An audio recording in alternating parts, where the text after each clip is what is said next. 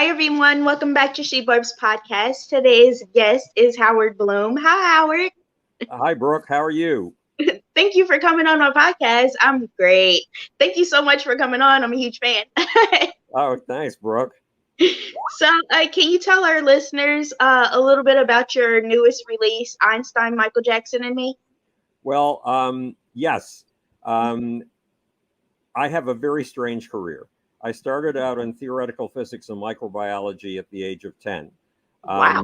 I built my first Boolean algebra machine and co-designed a computer that won science fair awards when I was 12. And I came up with a theory of the beginning, middle, and end of the universe that predicted something that wouldn't be discovered for 37 years, dark energy, when I was 16 years old and working at the world's largest cancer research facility. And I had nothing to do with popular culture. Popular culture was the culture of the kids who used to chase me around the block and snatch my hat and throw it back and forth above my head and generally try to humiliate me. So I wanted to have nothing to do with it. Mm-hmm. And then when I graduated from NYU, I graduated magna cum laude and Phi Beta Kappa, and I had 4 fellowships in what's today called neuroscience, a field that didn't quite exist yet. And I had a sudden realization that if I went to grad school, it would be Auschwitz for the mind. In other words, since the age of 12, I've been fascinated by the ecstatic experience, by the most intense religious experiences. I'm an atheist. And I was not going to get anywhere near those passionate experiences. Oh, God. So there's a mild frog in my throat. So maybe it's not a mild frog. Maybe it's a serious frog. But at any rate, so it seemed to me that it's an obligation of science to dive into the realms of the unknown. And the ecstatic experience was not only a realm of the unknown, but it was connected at the hip to the forces of history. At least that's what I thought. And that's what William James, the founder of American psychology and the author of the book, The Varieties of the Religious Experience, he thought that too. So I suddenly realized if I go to grad school, I'm going to be giving paper and pencil tests to 22 college students at a time. And how often is the ecstatic experience going to rear its head in that room? Never. I would be isolated from the kind of phenomena that I was most interested in. So I called Columbia University and I said I'll be coming a year late. And I had an opportunity to start an art studio with a bunch of friends. And I started the art studio, and the art studio became the most successful. I mean, the first year we earned $75 a piece per week. We were really scraping the first year. But my job was to keep these artists from starving. And I ended up inventing a new animation technique for NBC, doing all of the graphics for ABC's 7 FM stations when they were transitioning into a really iffy new radio format. It was called progressive radio. It was rock radio, where a DJ, instead of playing just the top 40, could play a whole album if he wanted. He could play anything he wanted. And a bunch. I was on the cover of Art Direction magazine. Wow. And then I was offered a chance to edit a magazine.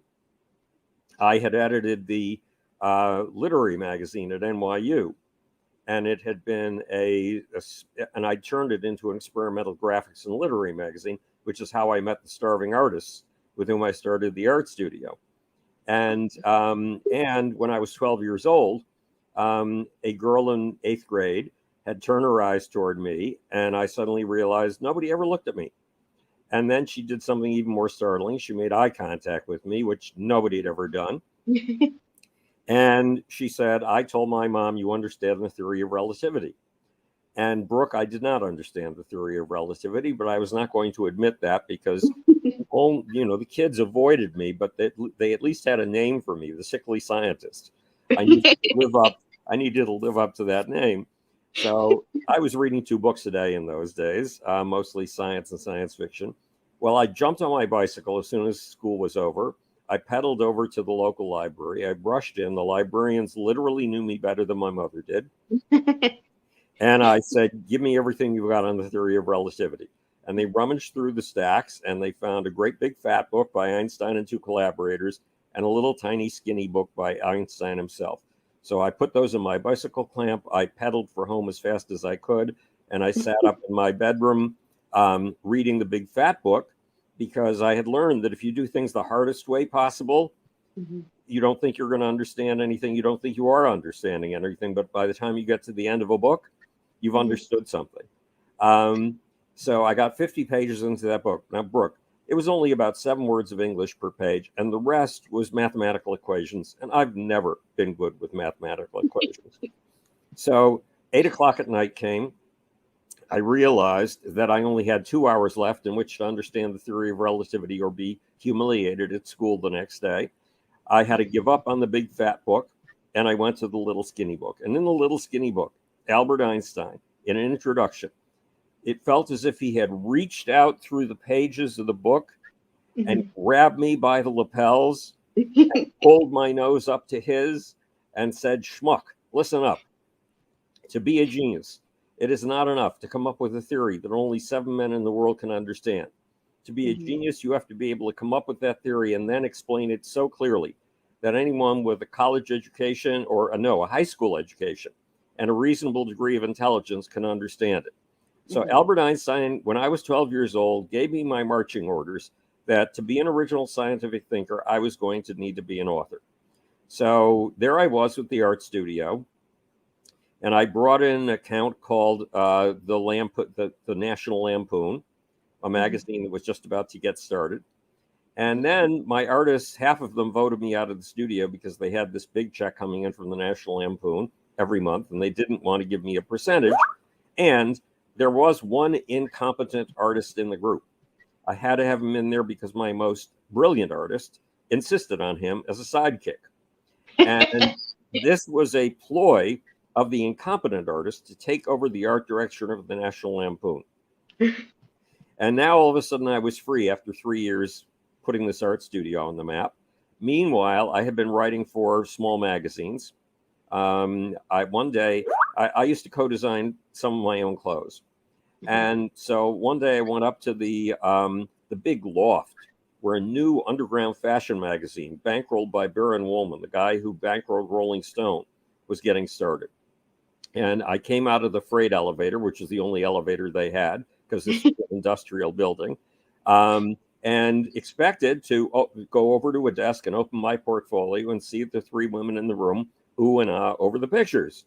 And that didn't happen. The minute I walked out of the elevator, their jaws dropped. And they looked at my clothes and they said, do you have more of these? And I said, yes, I've got a whole closet full of them. Why?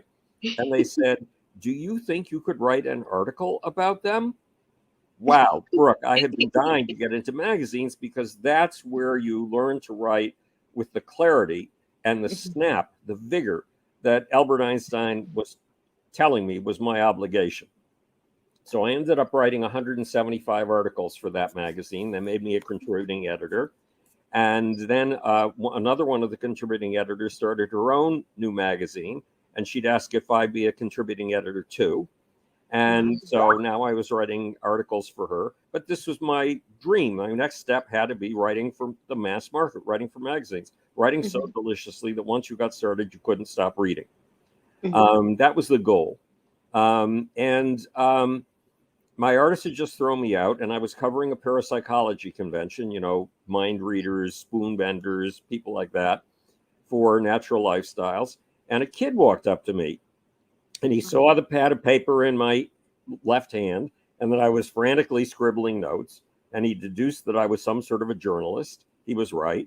And he said, would you like to edit a magazine? Now, Brooke, I didn't even ask what kind of magazine this was.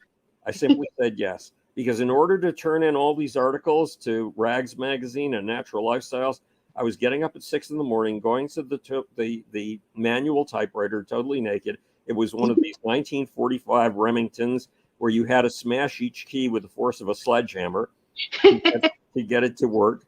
And I was writing for 2 hours, and then I was putting on my clothes, going into the art studio, building the art studio, and coming home at night and sitting with a pot of coffee and writing until 11 o'clock at night. And it was becoming tiring. So editing a magazine, that sounded like a great way to do my writing from 9 to 5 and not have to get up at 6 in the morning. So I said yes, and I was given an appointment with a publisher. And Brooke, you have to remember, in those days, we did not have Google. So if you were about to meet with somebody, you could not look him up. You could not even find the name of the magazine he published without going to the local library. And even then, search engines didn't exist. So you were dead, even if you went to a library. So I went to this meeting, and the publisher said the name of the magazine was Circus. And I thought, okay, I've never liked circuses, clowns, and elephants. But if I love my audience, I can write about anything. And then he said, no, it's not clowns and elephants. It's rock and roll. So that's how I landed in the rock and roll business. And he set me a task. He wanted the magazine to read like Time magazine, and he wanted it to have the commercial success of 2 magazines in Europe. One was called Bravo in Germany. The other was called Salut les copains in France. And each of them sold 1 million copies. And the biggest selling rock magazine in the United States, in a market 5 times the size of either France or Germany, sold only 250,000 copies. And my magazine, Circus, was only selling 60,000 copies at that point. And so he set me the task of turning Circus into what all of these 3 combined could accomplish. And it took me a year. And then I came back to him and I said, if you give me sales figures so I can do correlational studies. Remember, I came from science. So I was using the tools that I'd been given by reading Martin Gardner's mathematical games sections in the Scientific American when I was a kid. So if you give me those sales figures, I guarantee you I will increase the sales of the magazine. He hemmed and he hawed. He'd never given sales figures out before. Then he turned them over to me. I worked out the correlations. I came back with a formula for the magazine. He was kind enough to allow me to institute it, to actually put it into motion. And we increased 211% in sales over the course of the next 12 months. Oh, wow. And one day, Chet Flippo, one of the founding editors of Rolling Stone, sent me a great big manila envelope. And by messenger, Brooke, you don't send people, unless it's really important stuff, packages by messenger. So I pulled 6 sheets of paper out of the manila envelope and read them. And they were about this munchkin, this Rumpelstiltskin, who was working in a converted broom closet, which is what I was working in at Circus Magazine, and who was turning straw into gold. And it said in these 6 pages that this mysterious person had invented an entirely new magazine genre, the heavy metal magazine. So that's apparently what I did. And then I shared the formula a few years later with the editors of 2 other magazines, Cream and Hit Parader. And all of a sudden, we had a category of heavy metal magazines, all based on the format that I had worked out for the publisher of Circus. And then I was called on. I was asked to found a public and artist relations department for Gulf and Western's 14 record companies, which I did, even though I had no experience in public relations and artist relations. But I'd been on the receiving end of the phone for calls from all the major publicists in the business. And I had gotten, again, to use my scientific approach to analyze what worked and what didn't work. That Gulf and Western's 14 record companies were, all of them with the exception of 2, were failing, and failing badly. So everybody else was being asked to make cutbacks. And I was constantly being given more money. I was being given money to hire one staff member after another staff member after another staff member. And then the company was sold to ABC Records. And the lawyer who had negotiated the sale called me. Well, I don't talk to lawyers. I don't know anything about business. I mean, yeah, I established a successful business in the art business, but that's not my focus. Money is not my focus. And he called me, said, you know why we were able to sell that pissant little record company to ABC for so much money, don't you? And I confessed I had no idea. And he said it was because of you. And I said, no, that's not possible. And he pointed out that I had doubled the value of the company. Why? Because in our 14 record companies, there were 2 that actually had functioning teams that actually worked. One was Sire Records, founded by Seymour Stein, the guy who would eventually discover Madonna, and his partner, Richard Gotterer, the guy who would discover Blondie. And the other was Dot Records, which was number 3 in the country and Western market and was fighting to become number 1. And I admired those teams and I worked my tail off for them. So the lawyer explained when Gulf and Western's record holdings were sold to ABC Records, the president of Dot Records and the president of Sire Records flew out to California and met with the president of ABC Records. And they said that if ABC got rid of you, they would leave. Oh. So because I was strongly increasing the value of those companies. Wow. So at any rate, and eventually one day I was sitting in a cubicle at ABC Records, and Seymour Stein, the guy who discovered Madonna, stuck his head into my cubicle and said, "Schmuck, if you're so smart, why don't you have your own company?" Look, you can get me in all kinds of things. I can't throw a ball and I can't catch one. When I go down to the dog beach and the dogs bring a stick over me, hoping I'll throw it into the pond, my throw is so pathetic that it defies belief. I can't do the normal things that most people can do. But the one thing that you can't challenge me on is intelligence. At least I'm fortunate enough to have a modicum of that. And Seymour had challenged my intelligence with his "if you're so smart." So I founded my own PR firm, and I started with somebody at Gulf and Western whose career I had taken from nothing considerably down the road. Her name was Stephanie Mills. She played Dorothy in The Wiz, and she's had about 15 gold records. And I started with ZZ Top, who were a band that the press loathed and despised.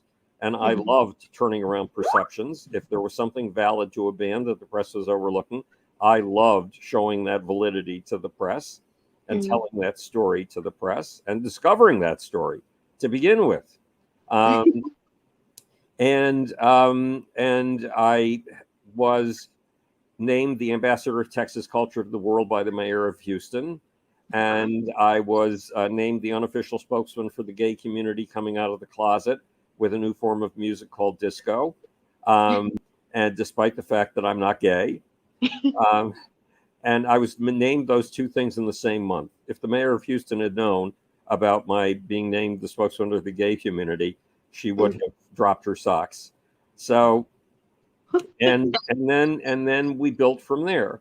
And I ended up working with Michael Jackson, Prince, Bob Marley, Bette Midler, AC/DC, Aerosmith, Kiss, Queen, Run DMC, Billy Joel, Billy Idol, Paul Simon, Peter Gabriel, David Byrne, ZZ Top, Joan Jett, Shaka Khan, Run DMC, and whole musical movements. Like when I was at Gulf and Western, country and Western was restricted to a ghetto in the Bible Belt. And I helped country and Western go global because there was a strong team of people working on this. And I was able to amplify what that team was able to do or contribute to what that team was able to do. With disco, one of the things I discovered was that musical forms are often the voices of a subculture trying to find its identity and express itself and proclaim its right to exist.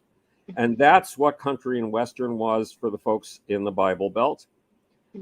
That's what disco was for the folks in the gay community. That's what the music of ZZ Top was for Texas culture, which is really a very unique culture, different from just about anything else on planet Earth. And the list goes on and on. Eventually, John Mellencamp would be the voice of the kind of culture that's in Seymour, Indiana, a kind of teen culture. I'd get involved with punk music, which was the voice of a teen generation trying to rebel. which is often music's function. And so, but one of the things I discovered was this. When I was 12 years old and became fascinated with ecstatic religion, one of the things that drove me was an incident. First of all, I discovered I was an atheist. Now, remember, I had been reading 2 books a day of science fiction since I was 10 years old. But I wasn't able to confess this to myself because I was about to be invited to the first party ever to invite me to enter it in Buffalo, New York in my lifetime. It was my bar mitzvah. And not only would there be a party, there would be presents. And I could not confess to myself that I was an atheist or I would blow the bar mitzvah. So I stuck that realization off in a corner of my mind where it would be invisible, locked it in a closet, and had my bar mitzvah. And then, and when I finished writing, it took me 2 months to write all the thank you notes for the presents. And when I was finished, I could finally confess to myself that I was an atheist. Now, there's a problem. My bar mitzvah was in June. I finished writing all the notes in August. And in September come the Jewish high holidays, and I'm a Jewish atheist. So my parents weren't observant. They didn't go to the synagogue very often, just when friends' kids were having weddings and bar mitzvahs. But when it came to the high holidays, they were deadly serious. And they somehow got me into a suit. I don't know how they did it because I hated suits. And they got me into their 4-door Fraser blue automobile. And I don't know how they did that either. But when they got me to Richmond Avenue, this great tree-lined cathedral of elms lined avenue where the synagogue was, that's as far as I would go.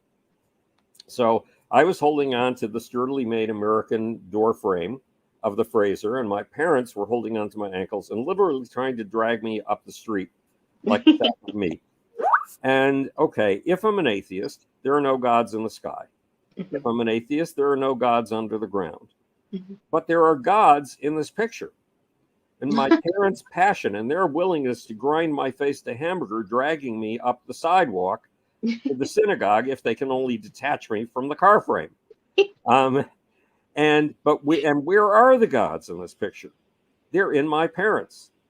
And what does that mean? That means if there are gods in the passion of my parents, those gods also exist in me.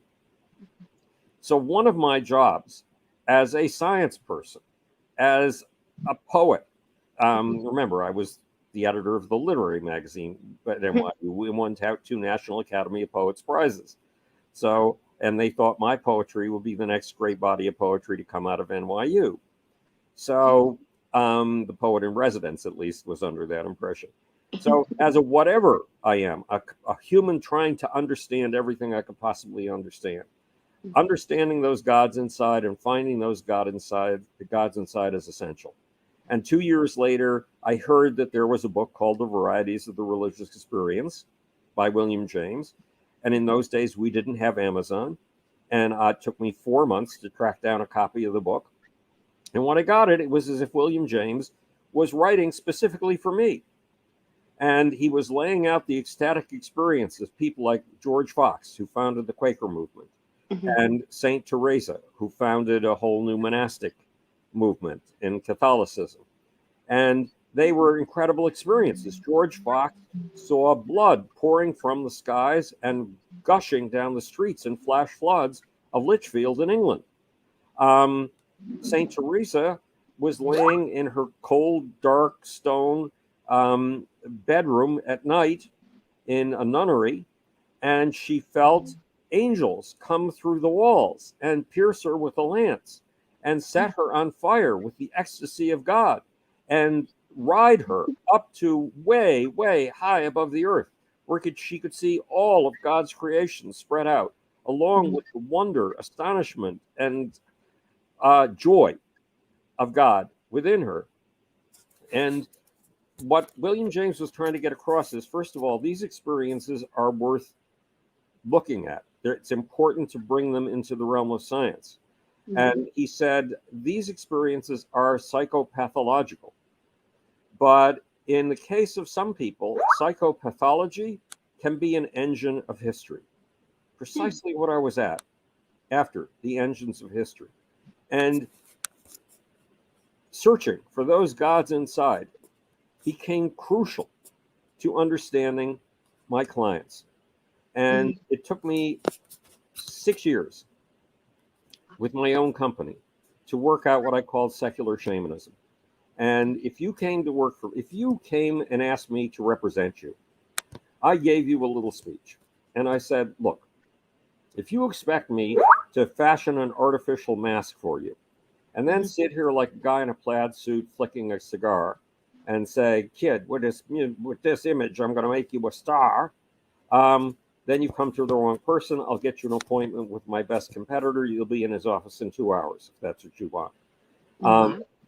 If you're going to work for me, you have to understand that music is not about an exchange of pieces of plastic. It is not about an exchange of downloads. It is not even about an exchange of money. It is an exchange of human soul. And if you want me to work with you, then you're going to have to give me 6 weeks to study everything you've ever written, everything that's ever been written about you, every album cover you've ever put out, and establish and create a preliminary biography of you, then come out to wherever your environment is and spend between 1 and 3 days with you alone, no managers, no assistants, no wives, just you and me. Wow. What was my job? My job was to find your story, but there's something important that makes a story important, and that is to find the gods inside of you. Now, and then to keep you focused on those gods, to keep you from straying from the gods inside of you. Those are your passion points. Those are the things that power you. When you sit in front of a blank sheet of paper or a blank computer screen at 2 p.m, and you're on deadline for an album, and you have to write lyrics, and you know in your heart you cannot write lyrics. You don't even believe that you wrote any of the previous lyrics that you've written in the past. And yet by 4 p.m. on a reasonably good day, there's a lyric in front of you. And once or twice in your life, that lyric is so perfect, it felt like it wrote itself through you. My job is to find the gods inside of you that wrote those lyrics.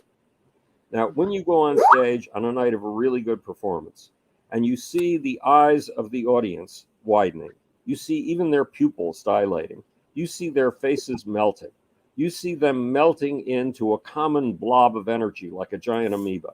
You feel that amoeba reach a pseudopod out to you like a tunnel and send its energy, the energy of anywhere from 700 to 70,000 people flowing through you. You become an empty pipe. That energy goes up through you to someplace around here, and it's utterly transmogrified and poured back down to the audience, and you have an out-of-body experience. You feel like you're watching this whole thing from the ceiling. You feel like you're being danced by like a marionette. My job is to find the gods inside you that danced you for those 70 minutes on stage. And that became my job. To give you an example of how it worked, one day I got a call from John Mellencamp, and who's one of my favorite clients to work with. And John said, look, I've just been offered $125 million by Heinz Ketchup. Well, no, $1.25 million, sorry, by Heinz Ketchup. Because in those days, Heinz Ketchup came only in glass bottles. The plastic freeze bottle was off in the distant horizon. And because it came in glass bottles and was so thick, you'd get a hamburger, you'd turn the ketchup upside down over the hamburger, you'd shake the bottle up and down, and nothing would happen. The ketchup wouldn't move. By the time you used your knife and you pulled the ketchup out of the bottle, by the time you were finished fighting with the bottle, your hamburger was cold. So Heinz decided to make a virtue out of this vice. And they used Carly Simon's song Anticipation. And it worked great. It was terrific. And now they wanted to use John Mellencamp's Hurt So Good. And so John said, what should I do? And I said, John, in 15 years, what do you want to be doing? Do you want to be collecting the returns on your investments? Or do you want to be performing in front of an audience with your music? And John said, I want to be in front of my audience with my music. I said, then you have to turn down the ketchup commercial. Why? Because imagine the city of Jerusalem back in the days of Isaiah the prophet, and it has high impenetrable walls and only a very narrow gate to let you in. And it has guards at the gate. Mm-hmm. And you, John, are outside those gates. You're out in the wilderness. And to the folks having dinner parties back in the walled city, you're a nothing. But you stand out there and you raise your fist and you say, I am somebody. I am an identity. I have a right to exist. Mm-hmm. Kids, when they're 12 years old, their hormones and their parents' hormones clash.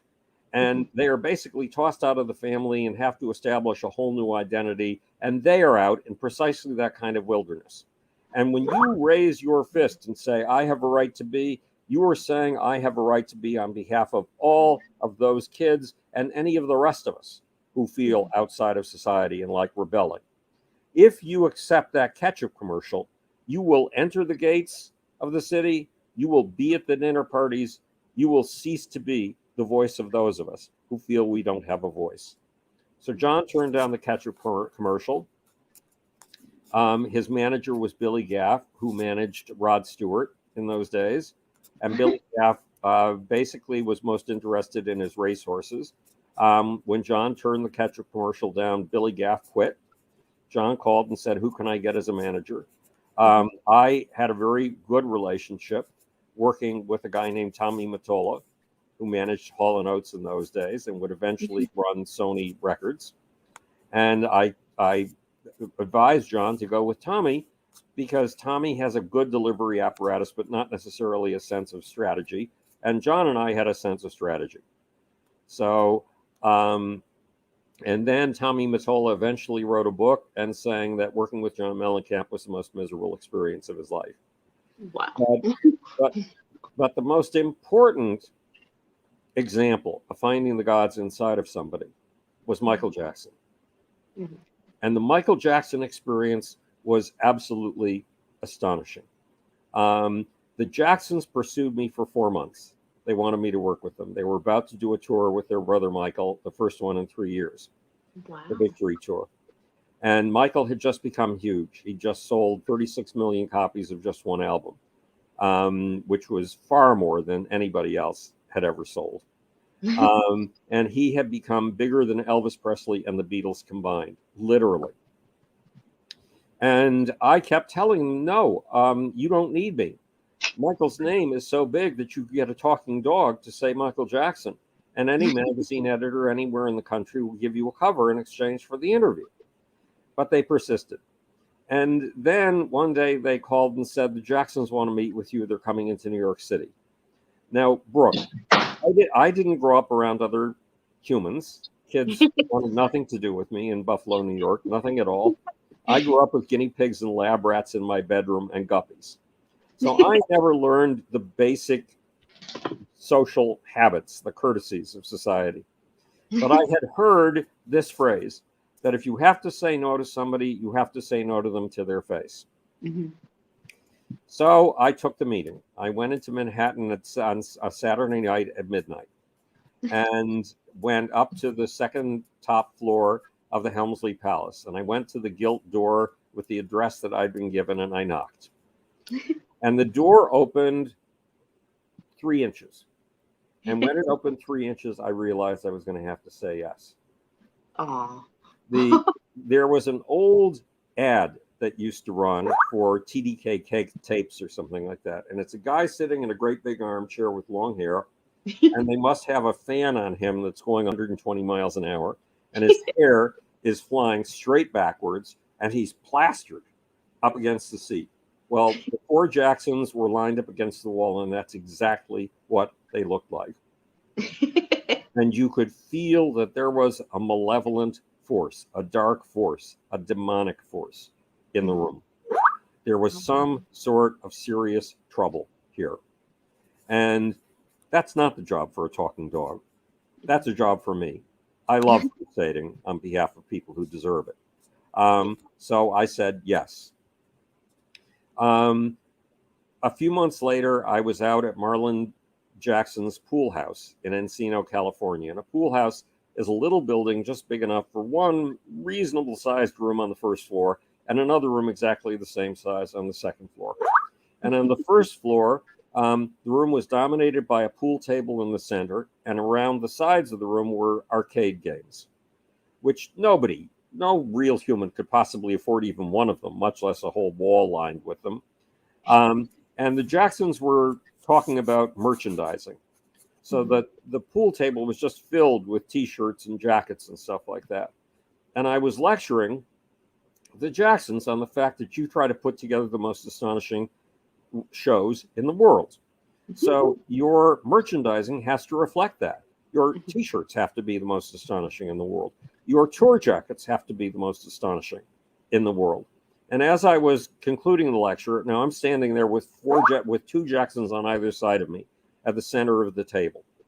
And there's another ritual I had been taught when I was in Israel when I was 19 years old. I lived there for 13 months. And somebody had taught me that when there's somebody entering a room that everybody wants you to meet, you walk up to that person, you stick out your hand, you say, "Hi, my name is Howard." And the other person sticks out his hand and says, "Hi, my name is fill in the blank." So I heard the screen door opening, and Michael was due. And I walked over to the screen door, and I stuck out my hand. I had never done this before. And I said, "Hi, my name is Howard." Now, I'd read a stack of articles on Michael this thick. And every single article agreed that Michael Jackson was a bubble baby, that he was afraid of contact with other human beings, that if you reached out a hand to touch him, he would shrink away in fear. That is not what happened, Brooke. Michael put his hand out. He gave me a handshake. It was a mild handshake. It wasn't like Donald Trump trying to crush you and demonstrate his power over you. And he said, "Hi, my name is Michael." It was lovely. And I said, "I've got a press release to read to you.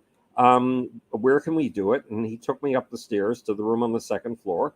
And that room was piled to the ceiling with keyboards and amplifiers. So Michael found a spot on one amplifier. I found a spot on another amplifier. Now, you've got to remember, I had been working on my writing since I was 12 years old, and Albert Einstein had told me to work on it. I'd worked on my poetry. I'd worked on my prose. I had worked on every form of writing I could do. To me, writing was not just a way to communicate clearly. It was a high art. And I had done something that no other PR company president did. At first, I had used writers to write the stuff. And then I realized the vision of who this person is in my mind.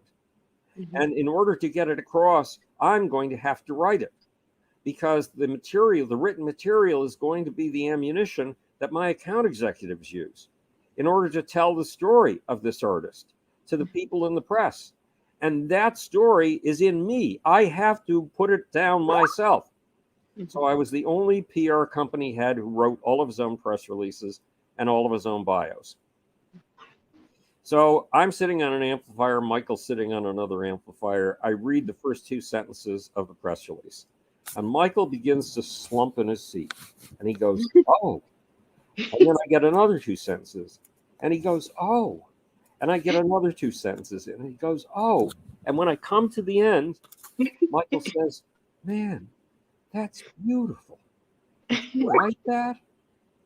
He was the only person in my entire career in publicity who ever saw the underlying art in the materials I was putting together. He was astonishing. Then we went downstairs because there was a meeting coming up with the art director from Columbia Records for the album cover of their next album together. And she came in carrying 5 portfolios. Now remember, Brooke, I had co-founded an art studio, and my job was to carry that portfolio out to the world. So these were 5 portfolios but they were not like the portfolio I carried. The one I carried was vinyl, black vinyl. These were hand-tooled leather and hand-tooled cherrywood. And I recognized the names of many of the artists because they were legends in the art business when I was in the art business. Mm-hmm. And she slid the first portfolio across the table, and it was for Michael Whalen, who's an absolutely astonishing fantasy artist, living in Connecticut. He's just amazing, breathtaking. And the brothers are standing on either side of us. Michael and I are standing next to each other. My right shoulder is up against Michael's left shoulder. My right elbow is up against Michael's left elbow. And my right knee is up against Michael's left knee. So Michael starts to open the first page of the portfolio, and he only gets a square inch into it. And his knees begin to buckle. And he goes, oh. And he opens it another inch. Oh, oh, oh, oh. They're right next to me. Michael was having an aesthetic orgasm. And I've never seen that in a fellow human being at all. Now, let me take you back to when I was 10 years old and what got me into science. One day I was in my family's living room and a book appeared in my lap. Now, you know how you know the location of every book your parents own because they all stay in the same place and they've been there since you came to consciousness. This book I'd never seen before, and it had no location on a shelf anywhere. I opened it and said, the first two rules of science are these: the truth at any price, including the price of your life. Mm-hmm. And it told the story of Galileo all wrong. It said Galileo would have been willing to go to the stake to defend his truth. Well, that's what I needed to hear at the age of 10. But 30 years later, I'd find out it wasn't true. Nonetheless, the first rule of science, the truth at any price, including the price of your life. The second rule of science, look at things right under your nose as if you'd never seen them before, and then proceed from there. And the example was Anton von Leeuwenhoek, who invented the microscope. Those became my religion. Those were the reason I could be an atheist. They were it for me. The first rule is the rule of courage. The second rule is the rule of awe, wonder, and surprise. What was I watching or feeling through my elbow, through my shoulder, through my knee, in Michael's body language? Awe, wonder, and surprise on a level I had never imagined it could possibly exist in a human. Wow. That was the gods inside of Michael. That was one manifestation of them. Then I got a call a few months later saying, you've got to be out here by 4 o'clock tonight, or by 11 o'clock tonight. This is 4 in the afternoon in New York. Michael is canceling his tour, and you're the only one he will listen to. Now, imagine that, Brooke. There was a large pool of very talented people around Michael, and they're telling me I'm the only person Michael will listen to? That's very strange. Nonetheless, I got out to LA at 11 o'clock that night, took my rental car to the address I was told, which turned out to be a giant studio lot. A giant studio lot at night is an eerie place because it has all these aircraft carrier or aircraft hangar sized buildings, you know, with big semicircular roofs. And those buildings are all empty, and the emptiness swallows any energy or joy that could possibly exist. And I found my way to the studio in which the Jacksons were performing, one of these big hangars. And I sat in the audience while they finished their rehearsal. Then we all filed out to a dressing trailer outside. And have you ever seen a dressing trailer?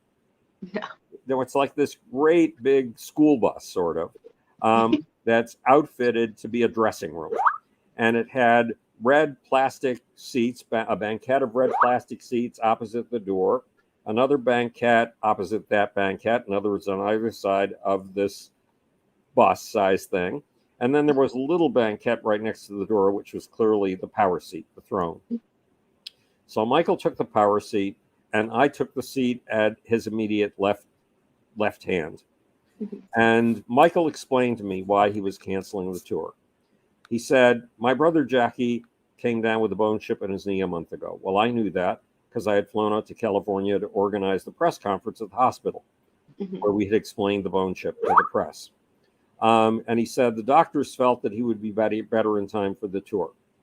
He's not going to be better in time for the tour. My brother Jackie is the best dancer I have ever seen in my life and the best choreographer I have ever seen in my life. Now think about this. Michael Jackson was the highest level student of dance during our lifetimes. He had studied everybody from Fred Astaire to James Brown. And he had invented whole new forms of dance moves.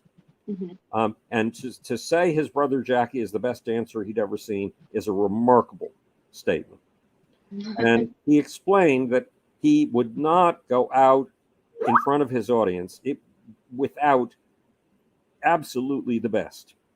That's why he was putting off the tour. And he also explained something else. The trouble in the room, when I had first met the Jacksons, came, among other things, from the fact that the press had been convinced by somebody, by a Darth Vader. They had been convinced that the Jacksons' victory tour tickets were going to be considerably higher in price than those of any other previous tour. And that it was because this was the last chance the Jackson brothers had to act like vampires and to suck in profit from the success of their brother to sustain their extravagant lifestyles. Michael explained why that wasn't true. And also the press had been led to say, nobody we know is doing the staging. Nobody we know is doing the sound. Nobody we know is doing the lighting. And nobody we know is doing the security. So the stage is going to collapse. The sound system is going to electrocute the performers. The 7-story high lighting rigs are going to collapse on the heads of the audience and kill people. And because nobody we know is doing security, gangs will be running up and down the aisles with knives, disemboweling people. In other words, you dare not send your kids to this tour. And I learned why the press had gotten away with saying this, all of which is false. You know, Michael, by now you know from that story of the art portfolio, the level of Michael Jackson's awe, wonder, and surprise. Michael felt that this was a gift given to him by God. And as a consequence, his obligation in life was to give this gift to his kids, to his fans. And so he had found, when he was planning the tour a year and a half earlier, he had found the best stage people, the best sound people, the best lighting people, the best security people, and the best magicians. And he had signed them all to an NDA, a non-disclosure agreement. Why? Because he wanted to utterly surprise his kids with this tour. And as Michael's explaining all this, I can't get this across by imitation. He came across with the force of a prophet. And as he was speaking, he spoke with such intensity that I had the only visual vision of my lifetime. I've had about half a dozen visions. All of them have come true. But this was not like any other vision, because I saw Michael's ribs as golden gates. And I saw those golden gates swing open. And I saw 10,000 kids in there, Michael's kids, the kids he was working to protect. Well, I had to explain to him the simple fact that the tour had been getting tons and tons of negative press, that if Michael were to postpone his tour, it would validate the idea that the tour was totally amateur. And parents would not allow their kids to come to his shows. His kids would be missing from those audiences. If this was sort of like Moses going up against Muhammad, two prophets going up against each other, because both of us were possessed of a truth. And both of us were totally taken over by it. And Michael said yes to what I was telling him, to go on with the tour. So what did I learn in these two encounters with Michael? Michael was the living instantiation of of the second law of science. Mm-hmm. Look at things right under your nose as if you've never seen them before, and then proceed from there. The law of awe, wonder, and surprise. Mm-hmm. Michael was the living embodiment of the first rule of science, the truth at any price, including the price of your life. That was in his commitment to his audience, his utter, profound, marrow deep commitment to his audience. That commitment to his audience wasn't just something that he espoused, it was him. It was the very heart and soul of him. So that's what I mean by finding the gods inside. Mm-hmm. And Michael, in the book, in Einstein, Michael Jackson, and Me, A Search for Soul in the Power Pits of Rock and Roll, I tell you a story. Back in 1954, there was a guy named Roger Bannister. Mm-hmm. At that point, every sports physiologist on the planet would tell you the same thing. It was physiologically impossible for a human being to beat the 4-minute mile. Roger Bannister was a med school student in England, and he and his best friend, another med school student, analyzed every move that he made and eliminated every little move that lost energy. Mm-hmm. And Roger Bannister did the impossible. He broke the 4-minute mile. Wow. Well, in doing that, he expanded the boundary of possibility for humanity. Since then, 1,800 people have broken the 4-minute mile. 1,800 people have done what the greatest experts on the planet deemed physiologically impossible for human beings. And what Roger Bannister did for running, Michael Jackson did for the first 2 rules of science. The truth at any price, including the price of your life, and look at things right under your nose as if you've never seen them before. He expanded the bounds of human possibility. He expanded the bounds of awe, wonder, and surprise, of human perception. Mm-hmm. But nobody's telling you this. And there were so many talented people around Michael that by the time I got around to writing this book, and Michael's glory years were 20 years in the past or more, I expected someone would have gotten this across. Right. And so far as I could see, nobody had. Mm-hmm. So I want you to feel what it's like to be with Michael, to feel what it's like to be inside of Michael, so that Michael's legacy becomes what it should be, the expansion of the boundaries of human possibility, the expansion of the boundaries of human perception. Nice. So that's the sort of thing. These are all adventures into the souls of some of the most interesting people of the last 50 years. Wow. And That is amazing. Each soul is radically different. That's amazing how you can like read people like that. Like, wow. I never But never also, remember, groups have souls too. Mm-hmm. And music is all about expressing the soul of groups as well. Right. And because groups have souls, that's what connects us to the forces of history. When an Adolf Hitler or a Donald Trump comes along, they are appealing to the soul of the group. They have an ability like a musician playing a string of a cello. They have an ability to hit the chords of human passion. And unfortunately, both Adolf Hitler and Donald Trump hit the wrong chords. But those are deep chords in the human spirit, in the human soul. And my job was to come to understand these deep chords in the human soul. And John Mellencamp and Michael Jackson and Prince and Bob Marley and all of these people helped me do that in ways that no other science person. I went back to my science full-time in 1988. I've now been published or given lectures at scholarly conferences in 12 different scientific fields, from quantum physics and cosmology to evolutionary biology, governance, and aerospace. And no other science person in my lifetime or possibly in history has ever had the privilege of not only working directly with some of the greatest souls, some of the most influential souls of his time, but I forget what the second half of that sentence was. But, and then being able to take that experience back into the realm of science and think it out and think out what it means. And this book is really, it reads like an adventure. Many people who picked it up could not stop reading until they'd reached the end.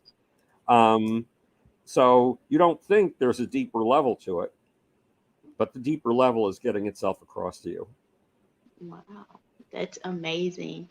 I want to thank you so much, Howard, for coming on my podcast today. Well, thanks, Brooke. It was a pleasure, and I wish I could pet your dog. And I wish I could pet the pussycat. You have a great day. Okay, thanks, Brooke. Bye. Bye. Hey everyone, so I just had the wonderful opportunity to interview Howard Bloom. I'm a huge fan. So learning about science is something I'm not really into, but I like science a little bit, but he has a great message, what we discussed on this podcast. So I hope you all check out his book. It's called Einstein, Michael Jackson, and Me, A Search for Soul in the Power Pits of Rock and Roll. So I hope you all check that out. And it's on his website. I will link it to this specific interview. It's howardbloom.net. It's not howardbloom.com. It's howardbloom.net. And you can check out all of the other books he's published. You can check out his interviews, his other interviews. You can check out a plethora of things he has going on his website. I hope you all have a great day, make great choices, and thank you all so much for supporting and listening to my podcast. Have a great day.